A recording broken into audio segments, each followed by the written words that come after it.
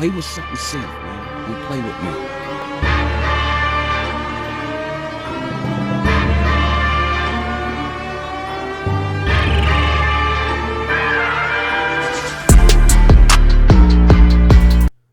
All right, so I guess you could call this a rant video. It's not really scripted. It's just something that came to mind, and I really think it's something important to address with the comic book fans because this is one of the characters in the community that's heavily debated, and I would just like to, put my opinion on it as well as my opinion on other stuff related to it. So, today we're going to talk about the emotional spectrum in DC and why ultimately I feel like it is very underrated. So, since I got into the power scaling community, by the way, hit the like button, hit the subscribe button. At 5K, I'm giving away Thor's hammer from Infinity War. It's going to be a dope giveaway. So make sure to subscribe and have an opportunity at that. But anyways, so when I was considering is this underrated or overrated when it came to the emotional spectrum, I just based on how people treat Green Lantern in versus battles in the community, I've ultimately concluded that the majority don't respect the true power of the emotional spectrum, and as a result, it's underrated.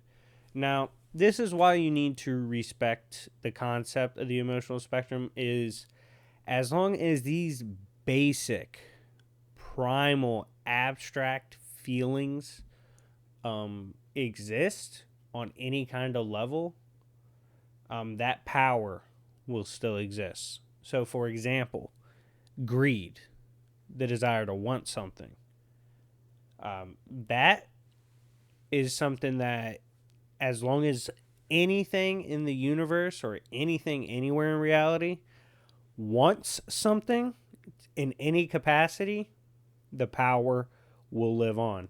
And I would argue for something like greed or desire, specifically greed, that would probably potentially be the strongest because everyone should desire to be happy. If you're rage, you have desire because you're desiring to do something because you're angry. It's just stuff like that.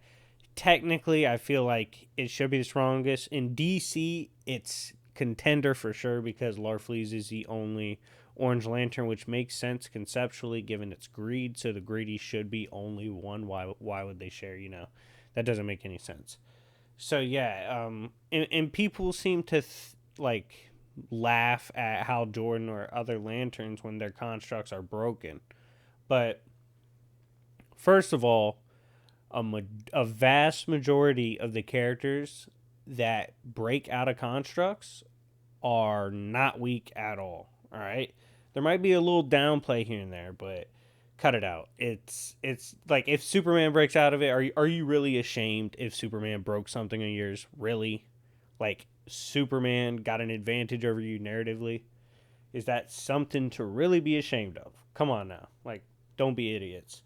So, like, using that as downplay is just not valid. It's the same treatment I give to Thor on the Marvel side when people try to constantly berate his speed scaling and try to say he's consistently, like, bullet level, which is absurd. I'll never get over that. That is absolutely crazy. So, yeah, Marvel fanboys, as we try to heal you and bring you back to normal in the middle neutral, and to be fair, I'm going to do it to the DC fanboys as well. But Marvel ones, listen. Stop sleeping on the emotional spectrum. It is one of those abstract concepts that as long as it in the abstract exists, there will be power. And the more of it, the more power, the more you have of it, the more power you have. But anyways, guys, let me know what you think. Do you think that the emotional spectrum is underrated, or do you think it is overrated? I just feel like if everyone had a firm grasp on the history of the emotional spectrum in DC and how the power is given and how the power works and all that, there wouldn't be nearly as much downplay that goes on. Like, it's pretty cut and dry in certain areas. Just not a lot of people are taking the time to look at those areas. But yeah, let me know what you guys think. Also, in the comment section, which lantern core do you think is the strongest? I'm considering doing a video ranking the lantern cores from weakest to strongest. Let me know who you think is the big boy on the block when it comes to the lantern cores. But anyways, guys, that's it. Check out the memberships in the description. It really helps me grow as a channel. It helps me in all aspects, honestly. Really shows support too. If you can't get a membership, just tell friends to subscribe. That's it. It's free to help, you know. But anyways, it's been your favorite villain, and I will see y'all later. Peace.